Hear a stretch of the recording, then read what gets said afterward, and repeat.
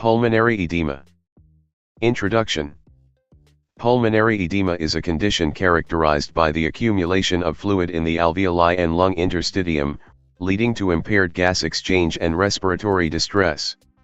It is commonly associated with heart failure but may also occur due to non-cardiogenic causes such as acute respiratory distress syndrome, ARDS, kidney failure, or toxin exposure.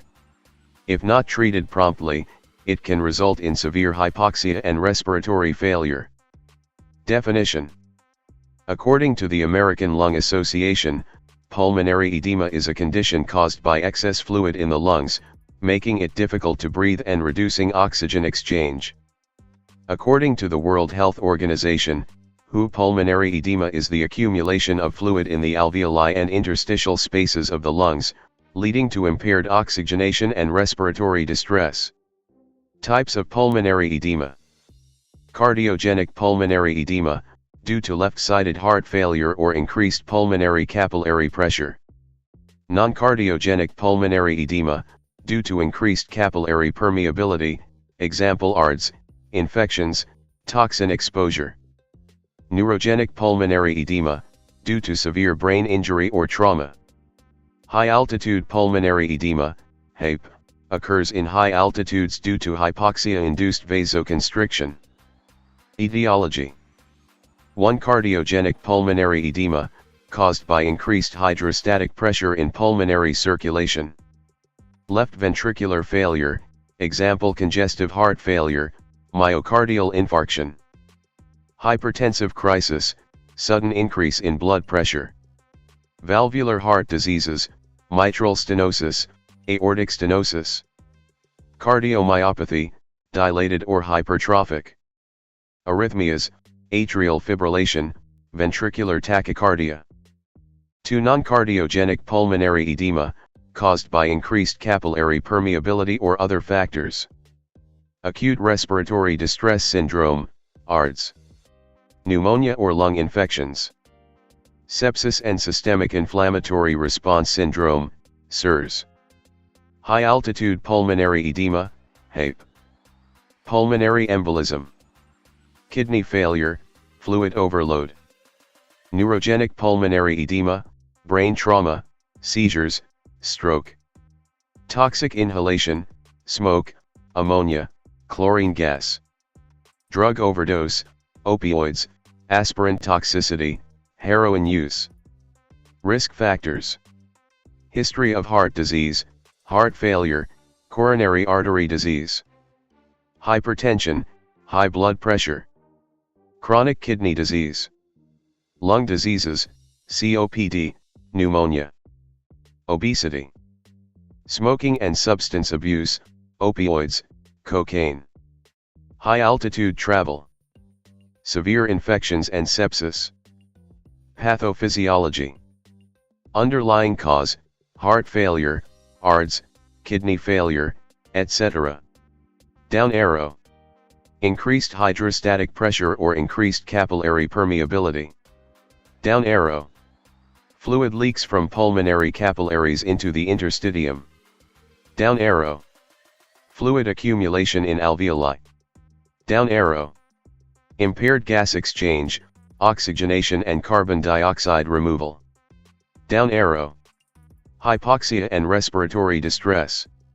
Down arrow. Potential respiratory failure if untreated. Clinical manifestations. Early symptoms. Shortness of breath, dyspnea. Fatigue and weakness. Increased heart rate, tachycardia. Advanced symptoms. Severe dyspnea, worse at night or when lying down, orthopnea. Frothy, pink-tinged sputum. Wheezing and crackles, rales, on lung auscultation. Cough with difficulty breathing. Cyanosis, bluish skin. Cold, clammy skin. Anxiety, restlessness, confusion, due to hypoxia. Diagnostic evaluation. 1. History taking. Medical history, heart disease, lung infections, hypertension. Symptoms of shortness of breath, cough, pink frothy sputum.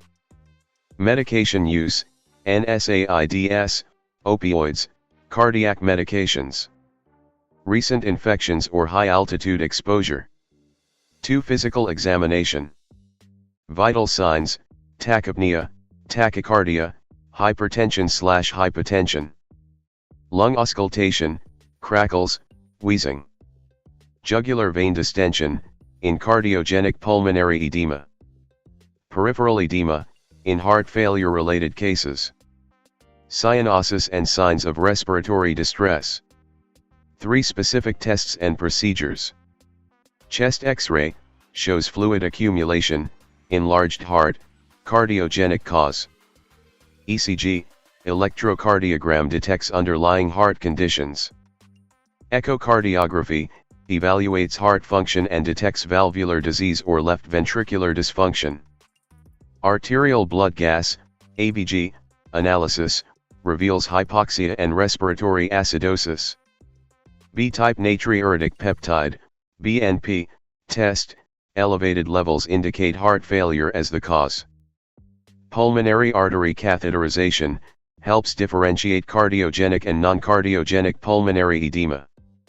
CT scan of chest, identifies underlying infections, pulmonary embolism, or ARDS. Medical management. Oxygen therapy, high-flow oxygen or mechanical ventilation for severe cases. Diuretics, example furosemide, bumetanide, reduces fluid overload. Vasodilators, example nitroglycerin, nitroprusside, reduces cardiac workload in cardiogenic cases. Inotropes, example dobutamine, milrinone, improves heart function in severe heart failure.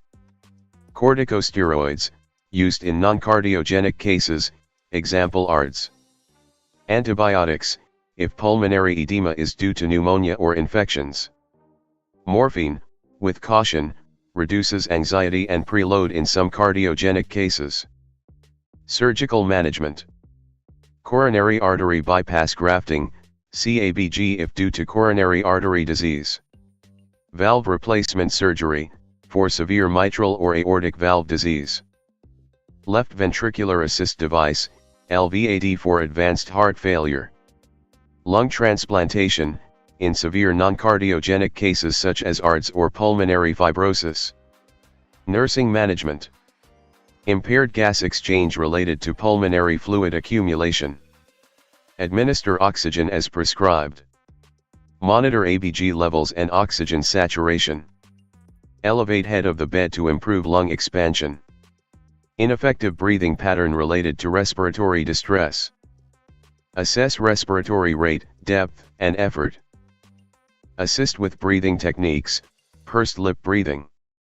Prepare for possible mechanical ventilation if needed. Fluid volume overload related to cardiac dysfunction. Monitor daily weight and intake output balance. Administer diuretics as prescribed. Educate on sodium and fluid restriction.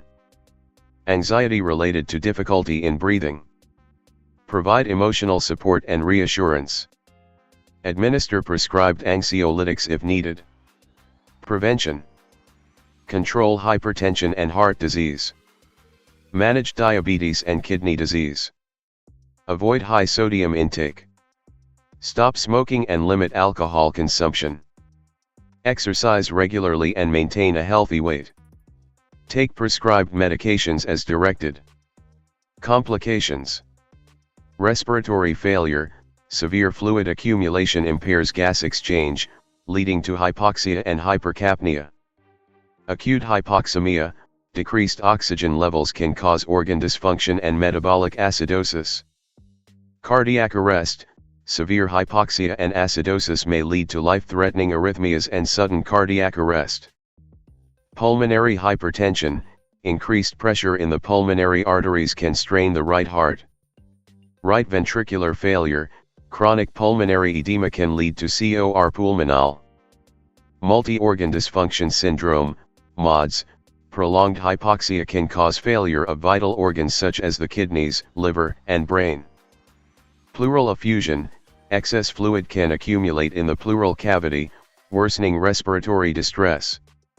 Infections, pneumonia and sepsis. Prolonged pulmonary congestion increases the risk of bacterial infections. Electrolyte imbalances, fluid retention and diuretic therapy can cause imbalances like hyponatremia or hypokalemia, affecting heart and muscle function. Death, if left untreated, severe pulmonary edema can result in respiratory failure and death.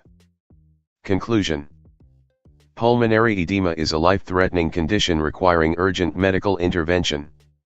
Early recognition, appropriate treatment, and preventive measures are crucial to reducing complications and improving patient outcomes.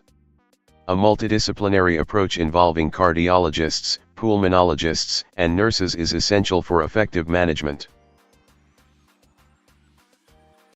So guys, thanks for watching my video. You can like and comment on my video, but don't forget to subscribe my YouTube channel to watch quality content like this. Thank you guys.